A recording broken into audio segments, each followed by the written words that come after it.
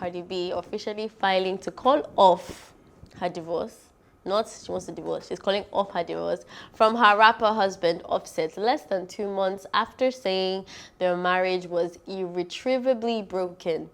The WAP rapper filed documents in Georgia to dismiss the divorce that she had set in motion back in September. Because remember, in September, she filed a divorce at the Atlanta courthouse, reportedly after finding out that Offset, who's 28, had been unfaithful yet again.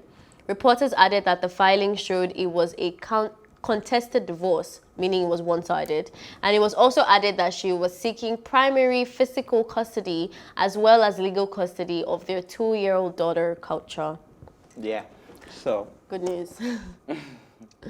Well, she filed it without prejudice, so she's allowed to revisit it anytime. What does that mean, please? Educate Okay, us. so if you file, like for instance, in our case now, she's saying, okay, she wants to have the case dismissed, but she's filing it without prejudice. So the fact that I'm filing for this case to be dismissed doesn't mean if I wake up in the morning and I decide to still go ahead with this claim. That's what that means. Yeah, so it's a different thing when a case is completely dismissed, such in the case of what's it called, McMill, who his case was totally dismissed with prejudice. That is, never again can you bring it up. So he has a clean slate, no criminal record. McMill is as good as brand new in the society.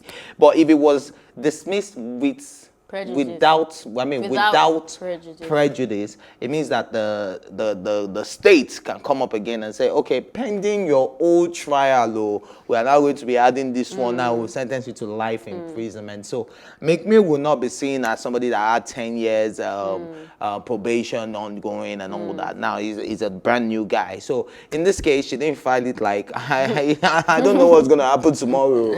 This guy can do it again and I'll be back in court to say, okay, I was about to use a very. I need to like. I think there's a lot of people who are of that worry as well, because when this divorce piece started the first time, she was one of the people that let it out really quickly. I think Offset was quite quiet about it, which is not surprising. But you know, she was putting on her status talking about how she's whiling away time, all these like quotes about, you know, knowing when things should end because there's nothing you can do about it. And she was clearly in a rough place. But lately, before even this news, we could see that they were still quite a good team. And I'm not saying that their relationship is good and that they have a fair shot at staying romantically inclined on a long term, but I do think that they've got each other's back. There is this type of vibe that they have. She was saying on her social media that it's because of their daughter, and that as long as he remains the father of her child, and she went on about that. But I still think there's more to that. I think there's because I've seen people who co-parent well, but then they've not really got each other's backs. They just love they love the child. You know, evocally, like without any restraints or whatever. But with this person, like I don't know if you saw the video when he was arrested. I did. That to me was more than just culture. Like at least they're friends. You can tell that they have a really good cordial relationship.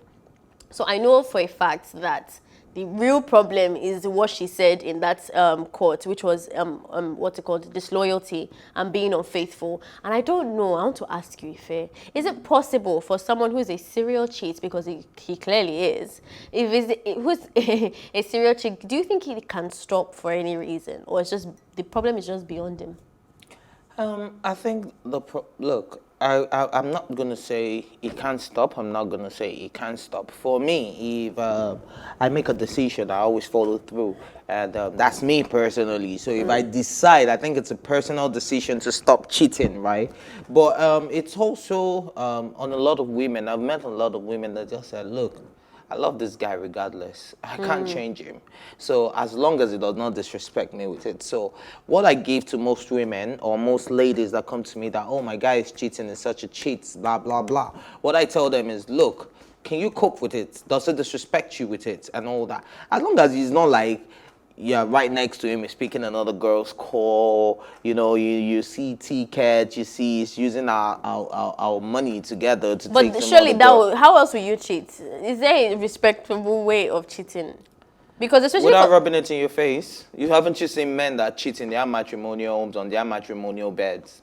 And that's not disrespect. I said that's disrespect. That's the height of disrespect. Also, if they go to the hotel, then it's fine. No, I'm not. No, don't put words in my mouth. What I'm saying is that there are a lot of women. I started with a lot of women who have taken their mind off it, knowing that this is who their man is, and they just say it to him that, look, you do whatever you want, just don't. I don't want to know. Before you come home, wipe your phone. Okay, but before for someone you come home, do this. But there are for a lot someone of like women Offset now, who's really famous. I mean. He can't go to a hotel without anyone knowing about it. Most of the time, she finds out on social media as well. Like I remember one time where she tweeted, like I think it was last year when the guy came on stage and kissed her and gave her flowers. That gist that I remember following. It was last year. That gist she found out on social media as well. And because these girls are not mute, they are not like machines that you can close its mouth. They obviously tweet, and because you're with Offset, a lot of these girls that deserve to be on the streets will not be silent about that. They're not in a matrimonial relationship with Offset to respect him. So even if he wants to respectfully cheat, which I don't know how that's going to be possible. But away from that, how does he now keep that away from Cardi B? So that means Cardi B will always have to live with that. You're asking me as if I'm a professional in cheating. I don't know I will keep it away from Cardi B. I don't know this. That's why my first question was I'm such a good guy that I don't even know about cheating. Whatever. That's why my first question was like, is it possible for this guy to actually stop? If not, this is a ring around the roses that will still come back to where it started. I don't know. Except she now just decides to take her L. Let me just end it with a song. Yeah.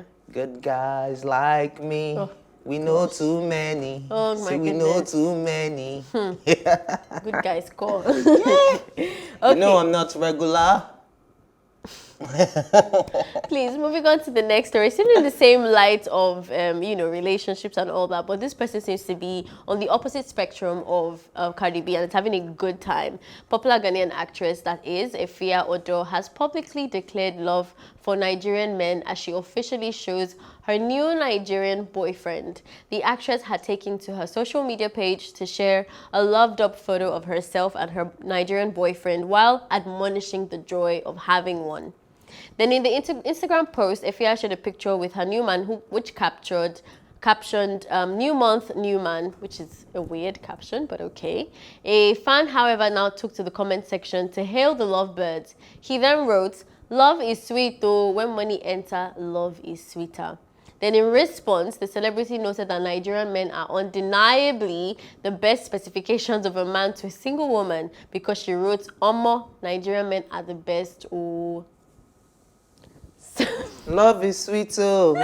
I think the air that Nigerian men, I don't know, maybe they should drink a different water when they're with foreigners. Because I've noticed that they only get so much praises like this from foreigners. Nigerian women will tell you that Nigerian men are cheats, Nigerian men are trash, especially in Lagos. I don't know any Nigerian babe that speaks highly of Nigerian men in general. They can tell you about a good guy, but I've not heard them say, oh, Lagos men are decent or like they're faithful or whatever. So it seems like the water used to change Well, when they're dating foreign girls. I can't argue that with you based on the feminine side that you're coming from. So I'm just going to talk from being a Nigerian man myself. And I know a lot of my friends that are engaged and they're with their women and they're doing the right thing. So I think circle matters a lot. Who are the people you mingle with? Who are the people you meet? Who are the Nigerian men you attract? Do you understand? It's because I'm sure, look, there are a lot of successful marriages in Nigeria. There are a lot of Nigerian men that are doing very well by their women. There are a lot of Nigerian men that I look up to and I hope that, I don't know. If you want to make them percentages, would you say it's like 50-50? There's more good men than I only know about me, which is 1%. I just only me is 1%. I feel like you're doing false advertisements here. I don't know about your false advertisement, though. It is my truth. Okay. You tell me if it's false. Okay. Yeah, so my truth is I'm a good guy. And I know about me. So if a lady tells me tomorrow that or put it on social media that Nigerian men, based on my relation or on a relationship with me, I know she's not lying. I will know she's not drinking another water because I'll know that it is fact only. You feel me, right? I don't feel you at all. So maybe it's just fact only that this guy is good and he's putting it out there, and she's putting it out there, he's treating her, he's doing right by her, and that's the most important thing. As long as she's happy, girl. And man, Nigerian men, these girls, you know now. Except maybe foreign men are a lot more different. You know what? One thing I know from my little experience, I think Nigerian men are a lot more susceptible to spraying you with enjoyment than anybody else. Yeah, of course. I think it's in our culture. Even when they're not boxed up, even when they're not Yahoo boys, like the norm usually narrates. They go out of their way to help you get your nails done. They're the ones that will ask you, like, do you want to do your hair? Like, they want to do all these other extra little things. For the foreigners that I've been exposed to, which is a limited amount, it's not a common thing. They're still there, but they're not very common. Except you ask or like you prompt it. It's not as natural. I think Nigerian men also promote the culture of a lot of women not being independent because they like it when their women are dependent on them. And there are some of us that are just so disgusted when a woman is totally dependent on us. Do you understand? So I think it's a two-way street when you bring this up. There are a lot of men that tell you, I don't want my wife to work. I just want to. But there's some that they actually want us to grind together, bring it home together, do stuff together. So yeah, it's a two-way street on this one. So it's not fair to generalize it because I've seen a lot Which is what she's doing. Yeah, I've seen a lot of as career. well. I've seen a lot of career women that are still happily married. Yeah, I mean, I think what I would take away from this story is when you said, what do you attract? So it'd be hard to generalize any of that. It'd be a shame for me personally if Ghanaians are watching that thing and saying, then I need myself a Nigerian man, because I don't think it's any such thing as a Nigerian man that can speak for every single Nigerian man. Sure. So you might just attract. I can speak for few. Oh my goodness! Hey, this topic has just given you free advertisement. So I think you have to be careful with what you attract, whatever the race, the culture, the environment. I was talking to somebody yesterday who was saying that, I really want an Edo girl. I'm like, yeah, but it can't be like there has to be more to that than just an Edo girl. Like, what else about her? So I think that applies. Exactly, but it's cool. But I mean, that applies to everybody else. So please be safe out there. But that's a wrap on today's episode. Unfortunately, I know time always goes when we're having fun. But thank you for watching. Join the conversation on social media with the hashtag #TeaTime or tweet at us at +TV Africa. Remember that you can catch up on our previous episodes, including this one and all our exclusive content, by subscribing to our YouTube channel at +TV Africa. You can also catch Tea Time on RTTV and in London on Ben Television. A big thank you will go to my co-anchor, Efia Odo. And my heart goes out to our other anchor, Elsie Godwin, who is taking her time, being a baby girl, and recovering. So shout out to you, girl. And thank you for watching. And the entire production team, thank you for watching Tea Time. My name is Efia Odo.